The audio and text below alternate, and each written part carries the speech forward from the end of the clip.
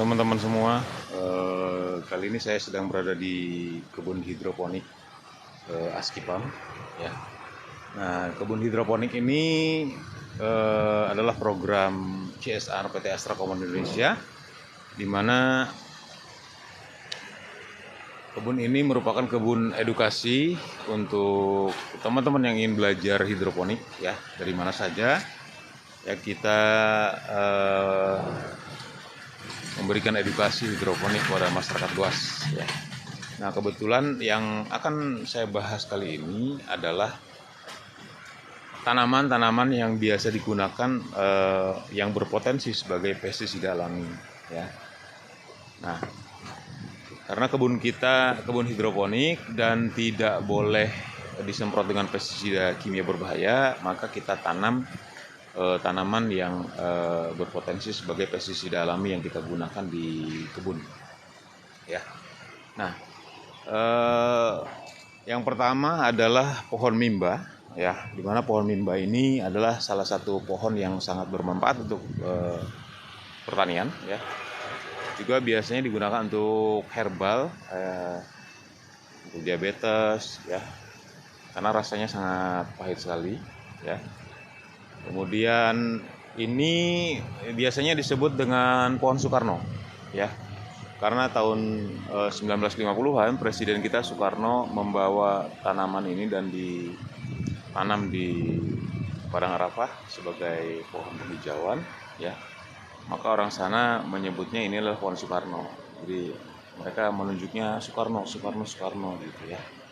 Nah, pohon Soekarno ini sebenarnya pohon mimba ini atau biasa juga disebut dengan pohon neem ya. Pohon neem ini bentuknya bergerigi. Nah, seperti ini ya, kayak pohon kadondong gitu ya. Hampir mirip dengan pohon yang ada di pinggir jalan tol, biasanya ditanam pohon mindi. Tapi yang berbeda di sini adalah pucuknya. Pucuknya warna merah ya. Coba ya, kita coba makan, rasain ya.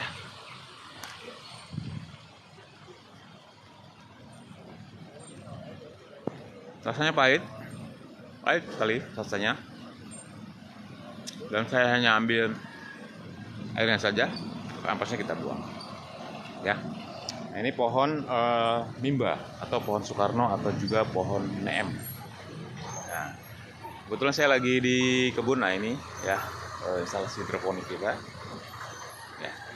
Sebelah sana kebunnya ada berbagai model sistem hidroponik yang kita perkenalkan kepada masyarakat luas ya. Banyak yang sudah belajar ke hidroponik ke Askipam ya. Mereka belajar dari seluruh Indonesia.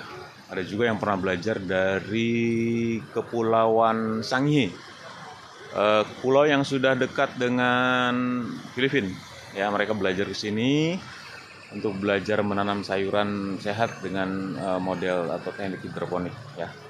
Karena mereka di sana katanya kalau pada saat musim gelombang tinggi itu sayuran di sana sangat mahal karena pasokannya dari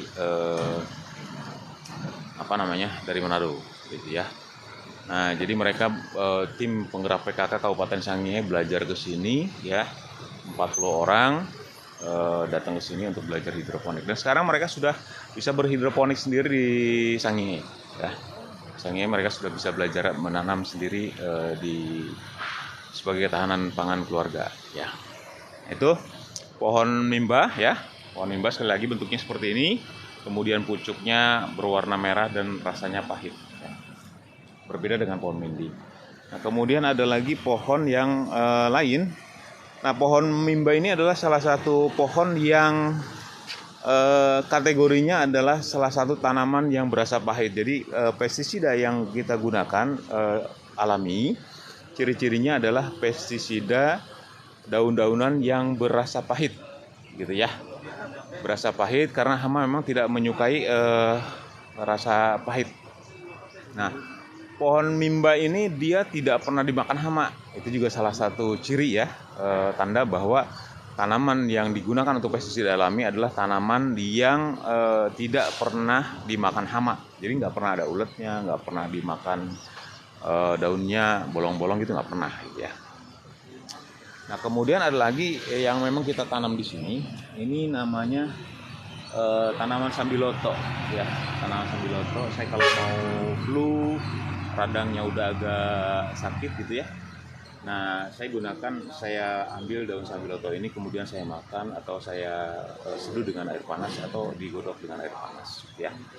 Nah, ini juga rasanya sangat pahit sekali. Kita coba rasanya ya. Rasanya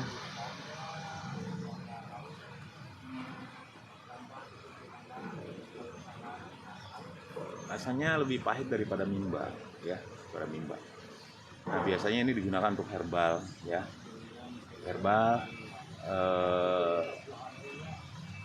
biasanya untuk yang mau batuk flu gitu ya, ini pakai daun mimba.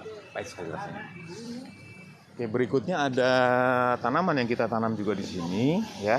Ada namanya daun kipahit ya. Daun kipahit atau daun rondonoleh atau rondo semoyo. Saya nggak tahu kenapa penisbatannya kepada rondo gitu. Rondo itu janda gitu ya dalam bahasa Jawanya. Nah, bentuknya seperti ini. Ini juga sama, biasanya digunakan untuk terapi diabetes. Orang menyebut ini juga ada yang menyebutnya daun insulin, ya. Nah, kipahit mungkin berasal katanya dari bahasa Sunda, ya.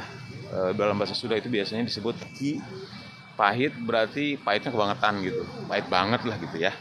Nah, ini juga atau bahasa lain titonia. Nah, ini juga biasanya digunakan sebagai pestisida alami ya untuk pencegahan hama. Kita cobain rasanya ya. Kita cobain rasanya.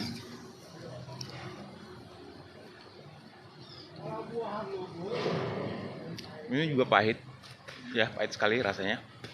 Nah, biasanya zaman dulu tanaman ini digunakan untuk obat kulit ya. Untuk obat kulit. Pakai mandi ya, menggunakan daun kipahit ya. Ini adalah daun kipahit, dan daun ini adalah salah satu daun yang dapat menangkap nitrogen di udara gitu ya, kemudian dapat menyuburkan tanah pertanian gitu ya. Kalau zaman dulu sih daerah sini banyak banget di pinggir-pinggir jalan tuh ditanam seperti ini gitu ya. Cuman sekarang karena mungkin orang nggak dianggapnya gulma, jadi ya banyak dibuang-buangin, padahal ini sangat bermanfaat sekali untuk pertanian maupun untuk kesehatan gitu ya. Ini adalah daun kipahit atau kipahit ya, atau kipahit ya. Nah, berikutnya ada daun pohon serai wangi. Nah, ini pohonnya serai wangi. Berbeda dengan serai untuk masak ya. Kalau ini dia batangnya merah gitu ya. Warna batangnya merah gini. Nah, kemudian baunya bau minyak serai. Ya, bau minyak serai atau minyak urut lah ya. Nah, ini juga bisa digunakan untuk pencegahan hama pada tanaman. Bisa kita blender gitu ya, atau bisa kita tumbuk ya. Bisa kita tumbuk kemudian kita semprotkan ke tanaman ya. Berikutnya ada lagi di tempat kami tanam namanya daun suren, pohon suren. Nah, ini pohonnya bentuknya seperti ini, sama dia bergerigi ya, bergerigi bentuknya seperti ini. Kemudian pucuknya warna merah. Ini biasanya kalau di puncak Cianjur Jawa Barat ya. Ini ditanam di pinggir-pinggir pohon teh ya, di pohon teh. Nah, kemudian ini aromanya sangat kuat ya. Aromanya sangat kuat. Baunya seperti ada bau aroma bawang putih. Khas sekali, tapi kalau saya cium agak lama gini ya, agak pusing juga gitu ya. Nah, ini biasanya digunakan untuk pencegahan hama gitu ya. Untuk pencegahan hama. Jadi tinggal ditumbuk dan disemprotkan ke tanaman budidaya. Kemudian ada lagi ini pohon sirsak ya. Tapi sirsaknya sirsak gunung. Gak tahu namanya kenapa sirsak gunung ya. Di tempat kalian ada nggak nih yang kayak gini? Nah, ini sirsaknya bentuknya bulat. Ya, bentuknya bulat seperti ini, kemudian aroma daunnya tajam. Jadi ini adalah salah satu tanaman yang masuk kategori berpotensi sebagai pestisida alami, ya. Nah, ini bisa digunakan untuk kita tumbuk, kemudian kita campur air, kita saring dan kita semprotkan ke tanaman budidaya. Ya. Kita semprotkan ke tanaman budidaya. Nah, ini fungsinya adalah sebagai pengalih perhatian hama terhadap tanaman. Jadi mengacaukan aroma penciuman gitu ya. Mengacaukan aroma penciuman hama. Sehingga hama ini ternyata dia punya indera penciuman yang sangat tajam ya. Dia tidak akan bertelur pada tanaman budidaya kita ketika indera penciumannya terganggu. Jadi kalau misalnya katakanlah saya sedang menanam pakcoy gitu ya, kemudian saya semprotkan daun sirsak ini gitu ya. Daun sirsak ini mungkin indera penciumannya terganggu. Ini pakcoy atau sirsak gitu ya. Karena saya tidak pernah melihat ada hama gitu ya, ada hama ulat sirsak nempel di daun pakcoy. Jadi masing-masing tanaman ternyata memiliki hamanya masing-masing gitu ya, hamanya masing-masing. Jadi ulat sirsak berbeda, kemudian ulat pakcoy juga berbeda, dan mereka tidak pernah berpindah tempat gitu ya, tidak pernah berpindah pohon gitu ya. Kalau dia memang hamanya untuk hama pakcoy, dia pasti akan ada di pohon pakcoy atau jenis sawi-sawi lainnya ya. Nah, kemudian kalau ulatnya ulat sirsak, pasti dia akan berada di pohon sirsak gitu. Dia tidak akan berada di pohon pakcoy karena indera penciumannya yang sangat spesifik gitu ya, yang sangat tajam gitu ya, untuk mencium aroma apakah daunan ini bisa untuk kelangsungan hidup anak-anaknya. Jadi biasanya kupu-kupu datang, kemudian dia mendeteksi, melihat ya hijau daunnya, kemudian memikat, dia akan datang. Setelah itu dia akan akan mencium aroma. Apakah aroma ini mengandung zat yang tidak disukai oleh dia, atau aromanya berbeda dengan biasa aroma yang dia rasakan gitu ya. Nah, ketika indera penciumannya ini gagal identifikasinya, maka kupu-kupu tidak akan bertelur di tanaman budidaya kita. Kenapa seperti itu? Karena dia harus memastikan bahwa anak dan keturunannya nanti hidup layak dan sejahtera di pohon itu. Artinya nanti ulatnya bisa telurnya bisa menetas, kemudian menjadi ulat, kemudian ulatnya mengkonsumsi daun sayuran, ya, daun sayuran itu ya. Nah, jadi caranya itu ya, semprot dengan daun-daun yang aromanya sangat kuat gitu ya, aromanya sangat kuat. Kebetulan di sini juga ada di sirsak gunung ini banyak nih yang berjatuhan gitu ya. Nah, seperti ini buahnya. Ya, ini yang sudah matang. Dia aromanya sangat kuat ya. Ini buahnya ya. Tapi rasanya asam ya, rasanya asam. Kalau untuk dibikin jus kayaknya enak banget gitu ya. Tapi saya suka buang ke ke kolam ya. Biasanya buah-buahan ini dimakan oleh ikan patin, oleh ikan bawal. Biasanya mereka tertarik kepada aroma daripada buah sirsak gunung ini ya. Kita lemparkan ke kolam, nanti ikannya bisa makan ya. Nah, ada lagi hal-hal yang lain sebenarnya, misalnya ada lagi tanaman yang biasa kita anggap gulma, namanya babadotan atau bandotan. Kita cari ya di sekitar kebun ya. Saya kadang-kadang meyakini bahwa kalau kita berkebun di satu tempat, maka Tuhan akan menyediakan anti hamanya di situ ya, anti hamanya di situ. Nah, kita cari ya tanaman babadotan.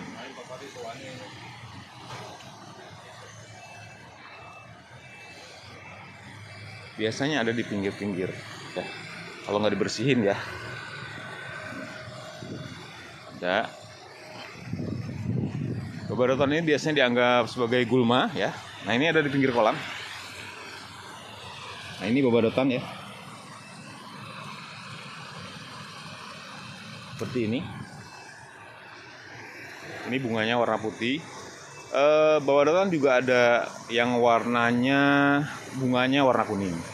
Terus ada yang warna ungu, ya. Biasanya warna ungu, baunya lebih tajam, ya.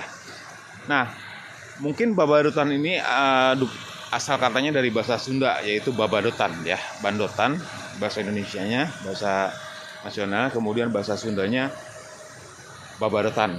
Nah, kenapa orang Sunda menamakan ini? Karena memang baunya bau badot. Badot itu kambing, ya. Dan kebetulan ini memang makanan kambing gitu. Biasanya suka tumbuh di pot-pot kalau misalnya kita taburkan pupuk kandang langsung pada tanaman yang ada di pot, ya. Nah, tanaman yang ada di pot. Nah, tanaman yang ada di pot biasanya akan tumbuh rumput, kemudian ada tumbuh babadotan segala macam, yaitu karena memang cara pemupukannya yang kurang tepat sebenarnya, ya. Nah, kambing itu memakan rumput, juga memakan tidak pilih-pilih, ya, makan rumput sama biji-bijinya, ya. Jadi kemungkinan biji tanaman tersebut dia akan tumbuh, akan terfermentasi secara alami di perut kambing, ya. Kemudian akan menjadi benih rumput yang berkualitas, sehingga pada saat kita taburkan si kotoran hewan, terutama kotoran kambing, pada pot, nah itu mungkin malah rumputnya yang subur gitu, bukan tanaman utama yang subur. Yang dimaksudkan kan tanaman bunga, tanaman hias kita lebih subur gitu, ya. Nah, kurang tepatnya di mana sebenarnya kotoran hewan ini bisa kita rendam dengan air, ya. Kemudian airnya saja yang kita siramkan, ya, sehingga satu pekerjaan dua manfaat, ya. Satu pekerjaan dua manfaat, yaitu menyiram sambil memupuk, ya, memupuk tanaman. Nah, ini adalah hidroponik kita. Kali ini kita sedang menanam pakcoy, ya, dengan media tanam busa seperti ini, ya.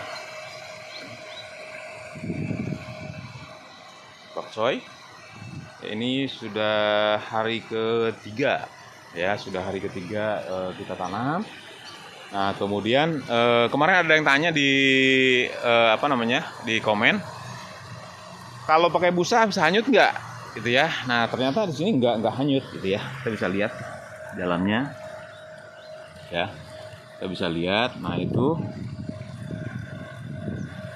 dia tidak hanyut. Padahal kemarin sore, kemarin siang hujan gede, ya. Tapi tanamannya nggak hanyut, ya. Walaupun media tanamnya menggunakan busa, gitu ya. Kenapa sih tanaman yang menggunakan busa di sini? Hidroponik kan pakai rockwool, kebetulan ya, karena ini untuk konsumsi teman-teman karyawan, gitu ya. Jadi kita gunakan media tanam yang relatif murah, gitu ya. Kenapa mesti pakai rockwool kalau hidroponik, gitu ya? Hidroponik pakai rockwool biasanya karena biasanya di supermarket, kita pasok ke supermarket itu harus ada media tanam rockwoolnya, karena itu adalah sebagai pembeda tanaman biasa dengan tanaman hidroponik, gitu ya. Satu itu. Kedua, ketika di display di supermarket, tanaman itu mungkin kurang air nanti akan layu. Jadi pada saat sudah layu itu bisa kita kasih air lagi, kemudian tanaman hidroponik bisa seger lagi. Berbeda dengan tanaman yang lain, tanaman konvensional atau yang lain, gitu ya. Itu kan tidak ada media tanamnya, gitu ya. Jadi kalau misalnya sudah di display 3 hari 4 hari udah layu, gitu ya. Jadi mesti kita kasih air cepat-cepat gitu. Nah, kalau ini cuma kasih air aja, media tanamnya udah langsung seger lagi. Nah, kira-kira begitu alasannya, ya, untuk tanaman hidroponik, gitu ya. Oke, selain tanaman hidroponik, kita juga di sini memiliki instalasi aquaponik. Tapi kebetulan memang cabenya lagi kurang bagus nih, ya. Jadi yang bagus aja, ya, yang dilihatinnya. Ini udah lama nih pohon cabenya. Nah, ini aquaponik, ya, adalah aquacultur, budidaya yang nutrisinya kita ambil dari kolam. Itu ada kolam ikan. Kolam ikan. Nah, kemudian kolam ikan itu melalui proses nitrifikasi, ya, kita mengubah amoniak hasil daripada sisa pakan ikan dan kotoran ikan menjadi amoniak atau menjadi beracun bagi ikan itu sendiri. Kita proses filter, difilterisasi, kemudian kita masukkan ke instalasi tanaman, ya.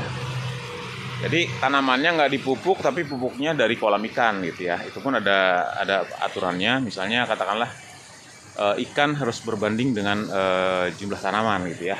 Jadi ikannya berapa, jumlah tanaman yang bisa disupport oleh kotoran ikan itu berapa gitu ya. Nah, tapi harus difilter ya. Nah, air yang kembali ke kolam akan keadaannya akan lebih baik dari sebelumnya gitu ya. Nah, itu adalah konsep aquaponik. Berbeda dengan hidroponik. Kalau hidroponik kan pakai pupuk ya, pakai pupuk nutrisi abemik. Nah, kalau aquaponik itu tidak pakai pupuk. Jadi pupuknya dari kolam ikan gitu ya. Nah, selain itu juga di tempat ini ada juga kita tanam pohon apa ya? Ini pohon bidara Arab. Nah, ini bentuknya seperti ini. Pohon bidara Arab juga bisa digunakan sebagai pestisida alami ya. Nah, rasa daunnya agak sedikit pahit. Ini kita bisa makan.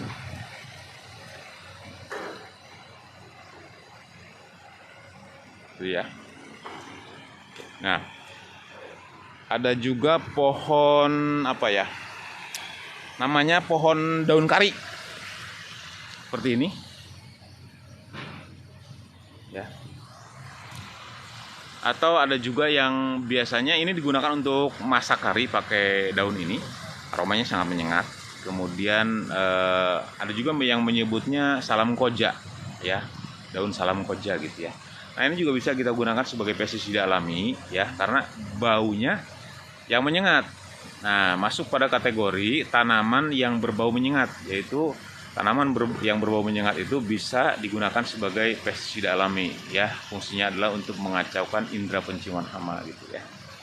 Jadi sebenarnya kalau kita mau menanam bukan melakukan penanganan hama, penyemprotan dengan racun pestisida kimia berbahaya pada tanaman ya, tetapi lakukanlah pencegahan dengan melakukan penyemprotan dengan bahan-bahan alami ya, sehingga aman bagi manusia ya, kemudian ramah bagi lingkungan ya, kemudian tidak memberikan residu kepada tanaman budidaya kita gitu ya. Jadi lakukan pencegahan dengan penyemprotan bahan-bahan alami, tapi bukan melakukan menangani hama gitu ya.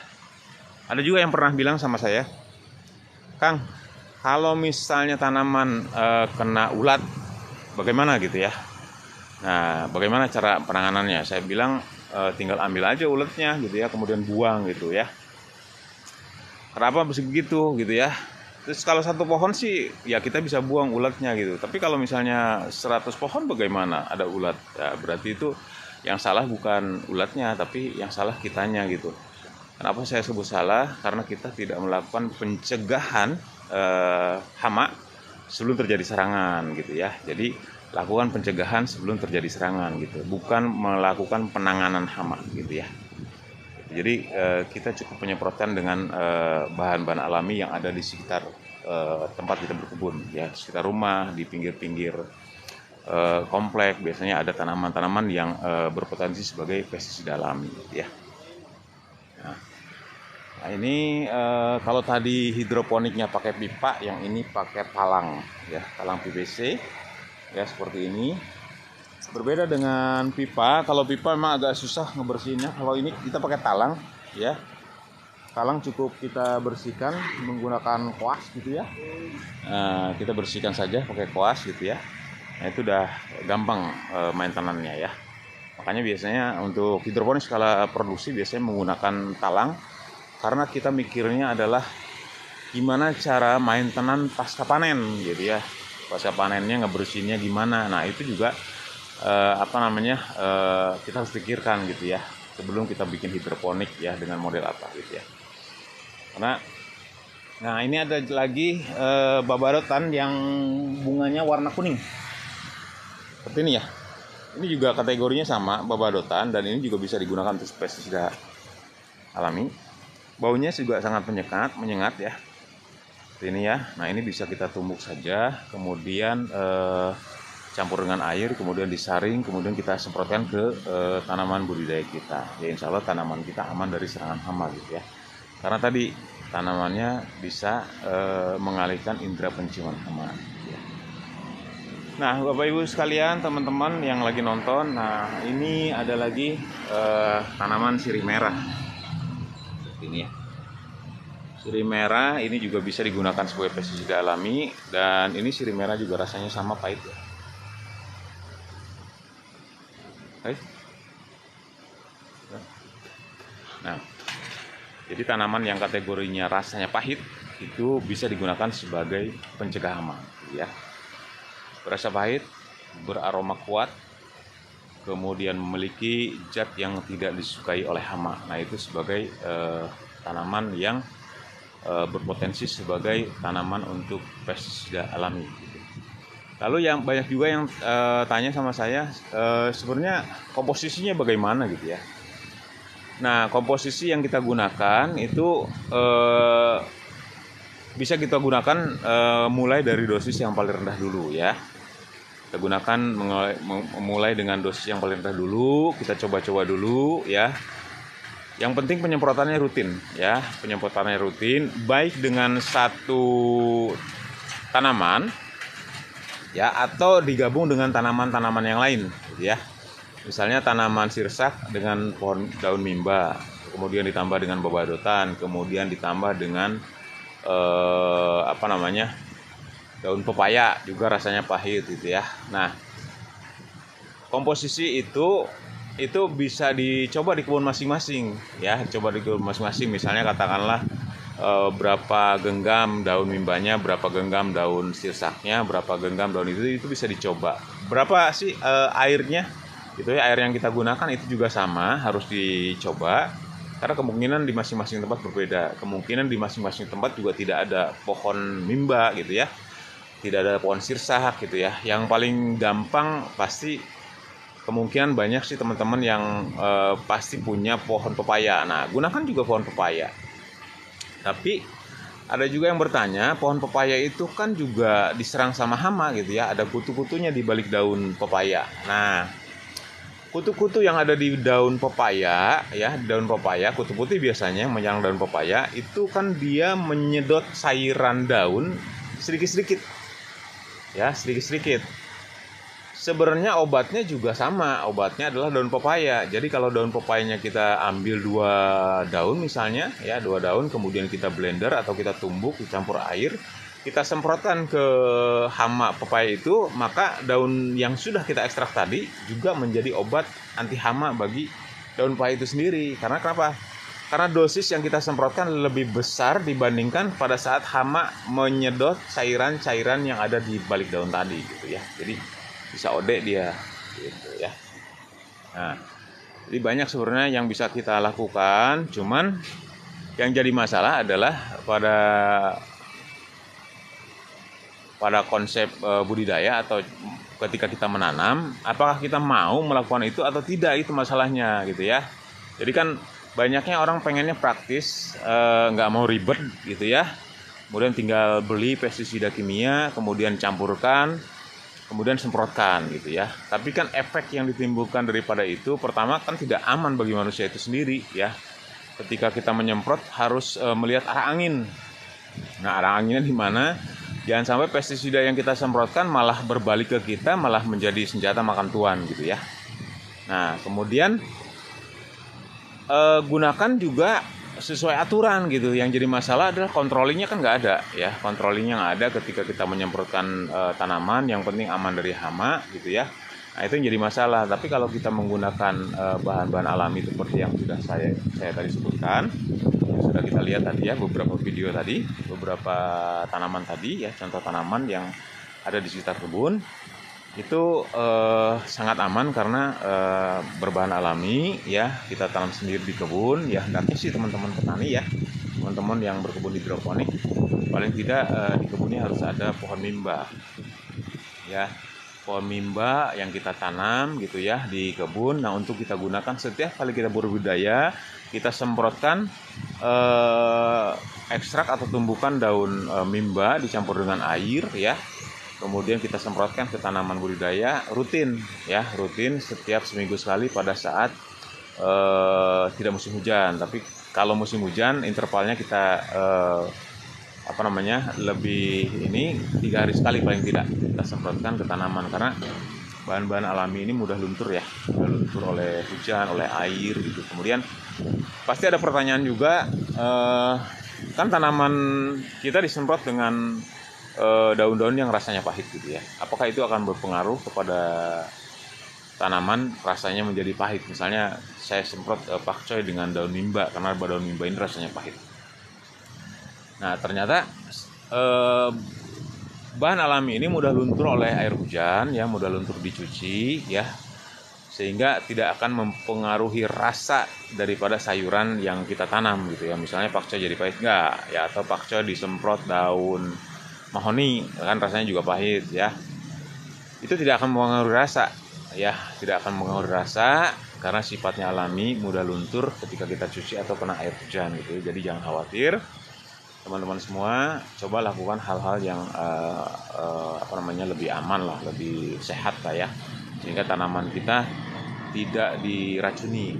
Saya selalu berpesan kepada teman-teman yang berbudidaya hidroponik, terutama binaan saya, jadilah petani yang bertanggung jawab ya, karena sayuran yang kita hasilkan yang mengkonsumsi adalah kita sendiri, saudara-saudara kita sendiri, kemudian keluarga kita ya, kemudian tetangga kita satu RT, bahkan mungkin seluruh Indonesia yang memakan sayuran hasil budidaya kita. Jadi jadilah petani yang bertanggung jawab, artinya sayuran yang kita hasilkan hendaklah aman dari zat-zat yang berbahaya, terutama residu dari pestisida kimia berbahaya gitu ya. Jadi gunakanlah bahan-bahan yang alami yang ada di sekitar kebun, yang ada di sekitar lingkungan kita ya. Kita gunakan untuk pencegahan hama ya, pencegahan hama pada tanaman budidaya. Kira-kira begitu teman-teman sekalian ya. Nanti kita akan sambung lagi di sesi berikutnya, masih seputaran tentang hama gitu ya. Nah, karena hama ini menjadi momok menakutkan bagi teman-teman yang sudah budidaya hidroponik. Pasti ada kendala saja di hama pada tanaman yang nggak mulus gitu ya. Oke, gitu aja teman-teman. Terima kasih sudah ikut berpartisipasi dalam live ini. Mudah-mudahan apa yang saya sampaikan bisa bermanfaat. Terima kasih. Sampai ketemu lagi ya. Sampai berjumpa kembali di video berikutnya. Terima kasih. Salam.